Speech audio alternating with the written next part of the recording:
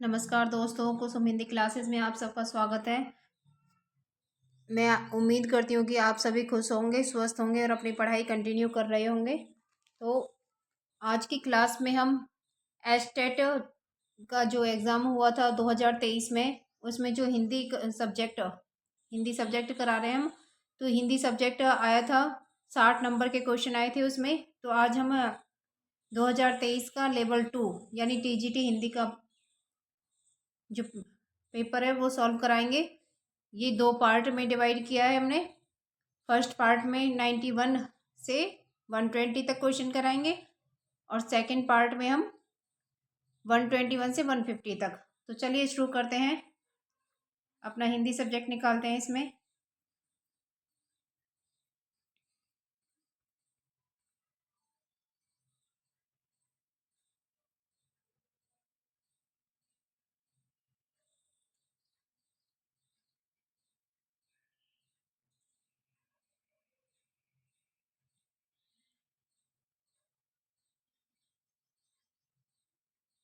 तो यहाँ से हमारा हिंदी पोर्शन स्टार्ट है। देखिए, क्वेश्चन नंबर 91 है हमारा। प्रदत्त विकल्पों में से हिंदी साहित्य के प्रथम इतिहासकार हैं।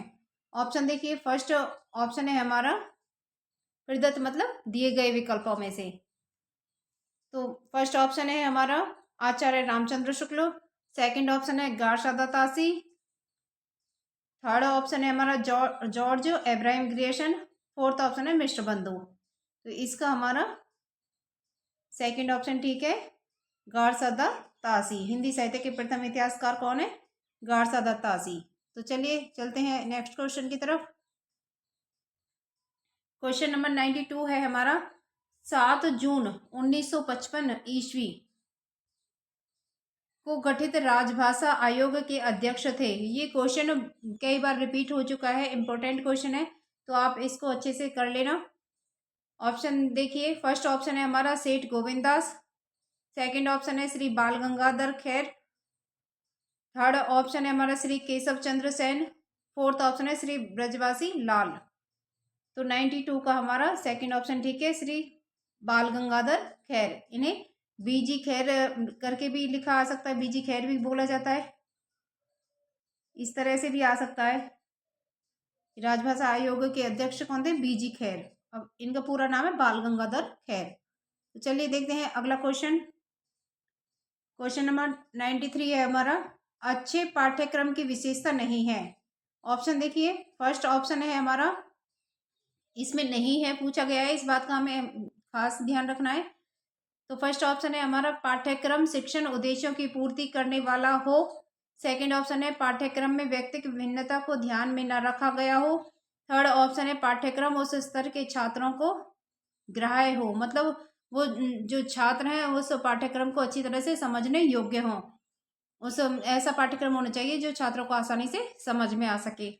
फोर्थ ऑप्शन है हमारा पाठ्यक्रम सामाजिक और राष्ट्रीय चेतना जागृत करने में सक्षम हो। तो 90 इसमें क्या है, अच्छे पाठ्यक्रम की विशेषता नहीं है।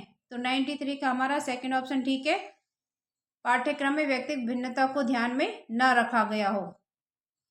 ये क्या है, अच्छे पाठ्यक्रम की विशेषता नहीं है, बाकी तीनों इसकी विशेषताएं हैं।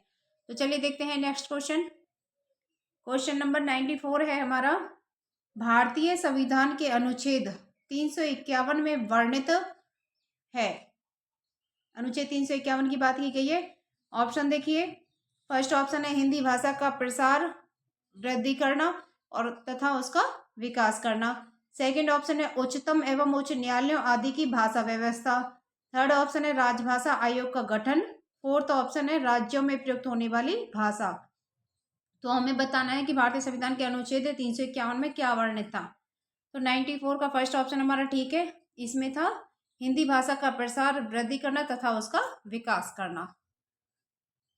और अनुच्छेद 343 भाग 1 में क्या था, इसके अनुसार संघ की भाषा है जो संघ की भाषा क्या होगी? हिंदी होगी, संघ की राजभाषा, और लिपि देवनागरी। तो चलिए चलते हैं नेक्स्ट क्वेश्चन की तरफ। Question number 95। तो देखिए, निम्न में से क्रियात्मक अनुसंधान का सोपान नहीं है। ऑप्शन देखिए, फर्स्ट ऑप्शन है हमारा समस्या की पहचान करना, सेकंड ऑप्शन है हमारा समस्या को परिभाषित करना एवं उसकी सीमाएं तय करना, थर्ड ऑप्शन है समस्या के कारणों को विश्लेषित करना, फोर्थ ऑप्शन है क्रियात्मक अनुसंधान हेतु उपकल्पना का निर्माण नहीं करना। तो इसमें हमें बताना है कि क्रियात्मक अनुसंधान का कौन सा सोपान इनमें से नहीं है। तो 95 का हमारा फोर्थ ऑप्शन ठीक है, क्रियात्मक अनुसंधान हेतु उपकल्पना का निर्माण नहीं करना, क्योंकि उपकल्पना का निर्माण करना होता है। तो चलिए देखते हैं अगला क्वेश्चन। क्वेश्चन नंबर 96 है हमारा, निम्न वर्णों के उच्चारण स्थल के संबंध में असंगत युग्म है। ऑप्शन देखिए, फर्स्ट ऑप्शन है हमारा ई च य कंठ, सेकंड ऑप्शन है उ प म ओष्ठ, थर्ड ऑप्शन है त ल स दंत, फोर्थ ऑप्शन है री री ट श मूर्धा। अब इसमें से हमें बताना है कि कौन सा युग्म ऐसा है जो असंगत है, संगत नहीं है। तो 96 का हमारा फर्स्ट ऑप्शन ठीक है, ई च य, ये क्या है, असंगत युग्म है, बाकी तीनों ये क्या है, संगत है। तो चलिए चलते हैं आगे नेक्स्ट क्वेश्चन की तरफ। क्वेश्चन नंबर 97 है हमारा, प्रिंसिपल ऑफ लैंग्वेज स्टडी पुस्तक के लेखक हैं। ऑप्शन देखिए, फर्स्ट ऑप्शन है पिंसेट महोदय, सेकंड ऑप्शन है N L Gage, third option है डॉक्टर पिसेल, फोर्थ ऑप्शन है हमारा हेराल्ड ई पामर। तो हमें बताना है कि ये पुस्तक किसने लिखी है, प्रिंसिपल ऑफ लैंग्वेज स्टडी। तो 97 का फोर्थ ऑप्शन हमारा ठीक है, हेराल्ड ई पामर। तो चलिए देखते हैं अगला क्वेश्चन। क्वेश्चन नंबर 98 है हमारा, मौन पठन का उद्देश्य है। फर्स्ट ऑप्शन है हमारा छात्रों के चिंतन एवं तर्क वितर्क शक्ति का विकास करना, सेकंड ऑप्शन है छात्रों को तीव्र गति से पढ़ने का अभ्यास कराना, थर्ड ऑप्शन है परिचित शब्दावली को सक्रिय रूप देना, फोर्थ ऑप्शन है उपयुक्त सभी। तो 98 का हमारा फोर्थ ऑप्शन ठीक है, उपयुक्त सभी, ये सभी होना चाहिए। मौन पठन का मौन रूप से पढ़ना, उसका उद्देश्य क्या है, ये तीनों ऑप्शन है उसमें शामिल हैं, तो इसलिए फोर्थ ऑप्शन हमारा ठीक है, उपयुक्त सभी। तो चलिए देखते हैं नेक्स्ट क्वेश्चन। Question number 99। तो देखिए, देवनागरी लिपि के संबंध में असत्य विकल्प चुनिए। ऑप्शन देखिए, फर्स्ट ऑप्शन है देवनागरी लिपि के उच्चारण एवं प्रयोग में समानता है, सेकंड ऑप्शन है इस लिपि का विकास सर्वप्रथम उत्तर भारत में हुआ, थर्ड ऑप्शन है राजा जयभट्ट के शिलालेख में इस लिपि का सर्वप्रथम प्रयोग हुआ है, फोर्थ ऑप्शन है आरंभ में इस लिपि के वर्णों पर शिरोरेखा नहीं लगाई जाती थी। तो क्वेश्चन नंबर 99 का सेकंड ऑप्शन ठीक है, इस लिपि का विकास उत्तर भारत में हुआ है, ये क्या है, असत्य विकल्प है, बाकी तीनों सत्य हैं। तो चलिए देखते हैं नेक्स्ट क्वेश्चन। Question number 100। तो देखिए, बतरस लालच लाल की मुरली धरी लुकाए, सोह करे भोइन हंसे दैन कहे नटी जाए। उपयुक्त पद्यांश में अनुभाव का कौन सा भेद प्रयुक्त हुआ है। ऑप्शन देखिए, फर्स्ट ऑप्शन है हमारा कायिक अनुभाव, सेकंड ऑप्शन है वाचिक अनुभाव, थर्ड ऑप्शन है आहार्य अनुभाव, फोर्थ ऑप्शन है सात्विक अनुभाव। तो इसमें हमारा सेकंड ऑप्शन ठीक है, वाचिक अनुभाव। बतरस लालच लाल की मुरली धरी लुकाए, सोहे करे, इसमें क्या है, वाचिक अनुभाव है। वाचिक क्या होता है, मतलब जो भी हम क्रियाकलाप करते हैं। तो चलिए चलते हैं अगले क्वेश्चन की तरफ। क्वेश्चन नंबर 101 है हमारा, वह चिड़िया जो कविता में कवि ने चिड़िया की कौन सी विशेषता नहीं बताई है। तो ऑप्शन देखिए, फर्स्ट ऑप्शन है हमारा वह अन्न से बहुत प्यार करती है, सेकंड ऑप्शन है वह पुराने घन वन में बेरोक गाती है, थर्ड ऑप्शन है वह एकांत में उदास रहती है, फोर्थ ऑप्शन है वह साहसी है। तो इसमें बताना है कि वह चिड़िया जो कविता में चिड़िया की कौन सी कवि विशेषता कवि ने नहीं बताई है। तो इसका हमारा थर्ड ऑप्शन ठीक है कि वह एकांत में उदास रहती है। तो ये जो क्वेश्चन है ये एनसीईआरटी से आया है। तो एनसीईआरटी भी हमें अच्छे से पढ़नी है अपने लेवल के अनुसार। लेवल 2 में 6 से लेकर 10th तक, और उसमें लेवल 3 में हमें 9th से लेकर 12th तक, 6 से लेकर 8th तक पढ़ सकते हैं उसमें लेवल 2 में। तो चलिए चलते हैं नेक्स्ट क्वेश्चन की तरफ। क्वेश्चन नंबर 102 है हमारा, भारतेंदु युगीन साहित्यकारों के संबंध में अनुचित कथन चुनिए। ऑप्शन देखिए, फर्स्ट ऑप्शन है इस युग के सबसे समर्थ निबंधकार बालकृष्ण भट्ट हैं। सेकंड ऑप्शन है ठाकुर जगमोहन सिंह इस युग के सर्वश्रेष्ठ प्रकृति प्रेमी साहित्यकार हैं। थर्ड ऑप्शन है प्रताप नारायण मिश्र के संपादकत्व में हिंदी प्रदीप पत्र का प्रकाशन होता था। फोर्थ ऑप्शन है नव भक्तमाल के रचयिता राधाचरण गोस्वामी थे। तो इसमें से हमें अनुचित कथन चुनना है। तो 102 का हमारा थर्ड ऑप्शन ठीक है, प्रताप नारायण मिश्र के इसमें क्या है, हिंदी प्रदीप का प्रकाशन किसके संपादक किसने किया था संपादन हिंदी प्रदीप का? बालकृष्ण भट्ट ने। तो चलिए चलते हैं नेक्स्ट क्वेश्चन की तरफ। Question number 103। तो देखिए, मैथिली शरण गुप्त कृत साकेत के संबंध में अनुचित विकल्प चुनिए। ऑप्शन देखिए, फर्स्ट ऑप्शन है साकेत रामचरितमानस के बाद दूसरा बड़ा राम काव्य है। सेकंड ऑप्शन है आचार्य रामचंद्र शुक्ल के अनुसार साकेत के नवम एवं दसम सर्ग उर्मिला के वियोग वर्णन में लिखे गए हैं। थर्ड ऑप्शन है डॉक्टर बच्चन सिंह के मत में गुप्त जी एक साधक कवि हैं, इनकी साधना की चरम उपलब्धि साकेत है। फोर्थ ऑप्शन है गुप्त जी को साकेत रचना लिखने की प्रेरणा हजारी प्रसाद द्विवेदी के लेख कवियों की उर्मिला विषयक उदासीनता से मिली है। तो इसमें हमें बताना है कि मैथिली शरण गुप्त के साकेत के संबंध में अनुचित विकल्प देखना है। तो इसका हमारा 103 का फोर्थ ऑप्शन ठीक है, गुप्त जी के साकेत रचना वाला। तो चलिए चलते हैं नेक्स्ट क्वेश्चन की तरफ। Question number 104।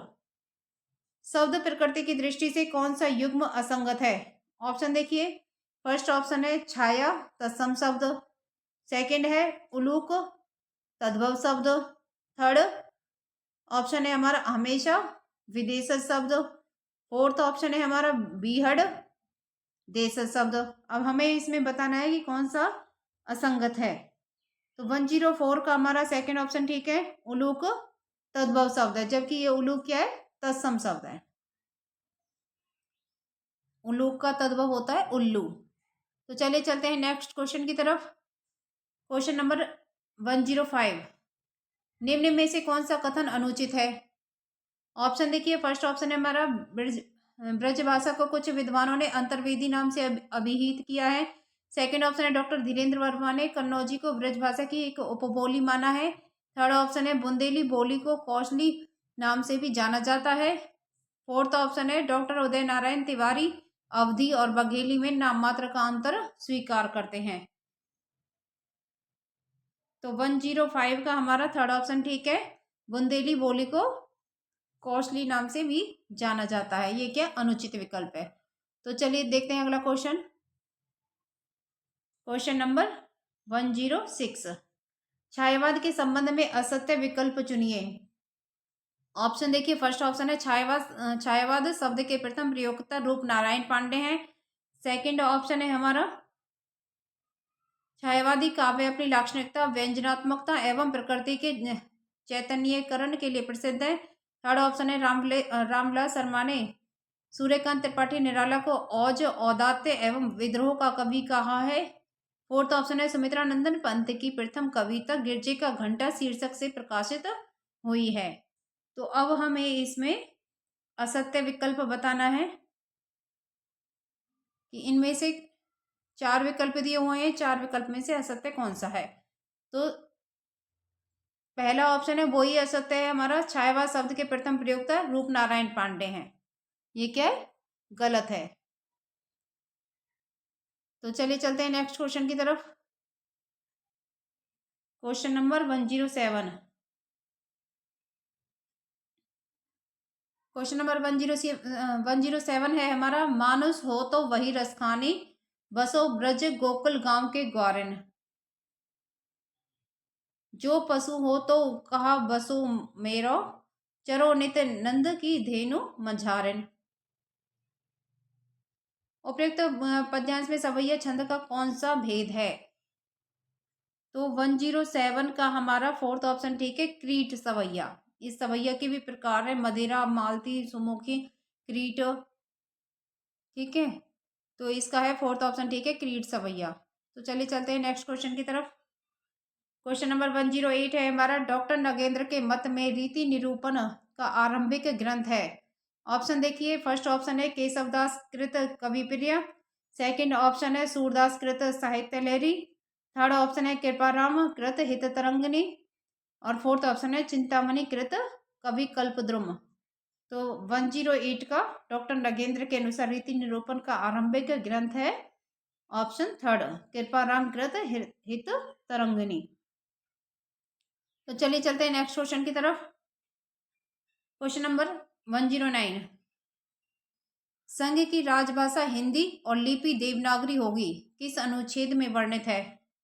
इसके बारे में हमने पहले भी एक क्वेश्चन आया था, अनुच्छेद 351 वाला, तब बताया था।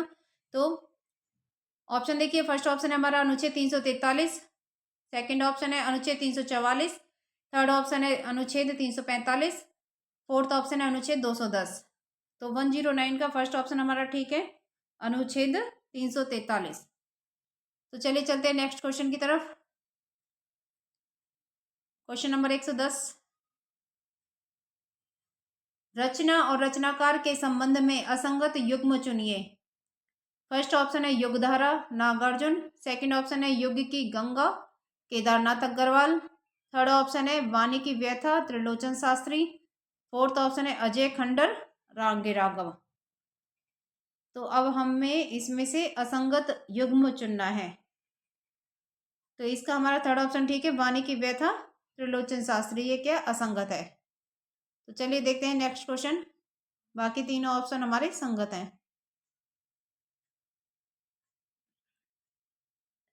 क्वेश्चन नंबर 111 है, मैं सत्य कहता हूं सखे, सुकुमार मत जानो मुझे, यमराज से भी युद्ध में प्रस्तुत सदा मानो मुझे। उपयुक्त पद्यांश में कौन सा रस प्रयुक्त हुआ है? ऑप्शन देखिए, फर्स्ट ऑप्शन है हमारा वीर रस, सेकंड ऑप्शन है रौद्र रस, थर्ड ऑप्शन है करुण रस, फोर्थ ऑप्शन है श्रृंगार रस। तो इसमें क्या है, वीर रस प्रस्तुत हुआ है। जो व्यक्ति मतलब यमराज से भी युद्ध में लड़ सकता है, ठीक है, तो यहाँ पर क्या है, वीरता का भाव है। तो चलिए देखते हैं नेक्स्ट क्वेश्चन को। क्वेश्चन नंबर 112, आचार्य विश्वनाथ के मत में रस की विशेषता नहीं है। ऑप्शन देखिए, फर्स्ट ऑप्शन है हमारा रस सत्वोद्रेक में है, सेकंड ऑप्शन है रस ब्रह्मानंद है, थर्ड ऑप्शन है रस अखंड है, फोर्थ ऑप्शन है रस लोकोत्तर चमत्कार प्राण है। तो इसका हमारा 112 का सेकंड ऑप्शन ठीक है, रस ब्रह्मानंद है। ये क्या है, आचार्य विश्वनाथ के अनुसार रस की विशेषता नहीं है। तो चलिए देखते हैं नेक्स्ट क्वेश्चन। क्वेश्चन नंबर 113 है हमारा, निम्न में से कौन सा उद्देश्य लेखन कौशल का नहीं है? ऑप्शन देखिए, फर्स्ट ऑप्शन है छात्रों को लिपि शब्द मुहावरों का ज्ञान कराना, सेकंड ऑप्शन है बालकों को सुंदर स्पष्ट और सुडोल अक्षर लिखने में निपुण बनाना, थर्ड ऑप्शन है बालकों को वाक्य रचना के नियमों से परिचित कराना, फोर्थ ऑप्शन है बच्चों को रुचि के अनुसार छोटे छोटे गीत सुनाना। ठीक है, तो क्वेश्चन नंबर 113 का हमारा फोर्थ ऑप्शन ठीक है, बच्चों को उनकी रुचि के अनुसार छोटे छोटे गीत सुनाना। ये क्या है, लेखन कौशल का उद्देश्य नहीं है, ये तो एक तरह से बोलना हो गया। ठीक है, तो चलिए चलते हैं, लेखन नहीं, लेखन कौशल का ये उदाहरण नहीं है। जबकि हम तो गीत किसी को सुनाते हैं तो वो बोलकर सुनाते हैं, लिख कर नहीं। तो चलिए देखते हैं नेक्स्ट क्वेश्चन। क्वेश्चन नंबर 114 है हमारा, कवि कवि एवं तार सप्तक के संबंध में कौन सा युग्म असंगत है? ऑप्शन देखिए, फर्स्ट ऑप्शन है नेमीचंद्र जैन, तार सप्तक। सेकंड ऑप्शन है धर्मवीर भारती, दूसरा सप्तक। थर्ड ऑप्शन है हमारा मदन वात्स्यायन, तीसरा सप्तक। फोर्थ ऑप्शन है केदारनाथ सिंह, चौथा सप्तक। तो 114 का हमारा फोर्थ ऑप्शन ठीक है, केदारनाथ सिंह, चौथा सप्तक।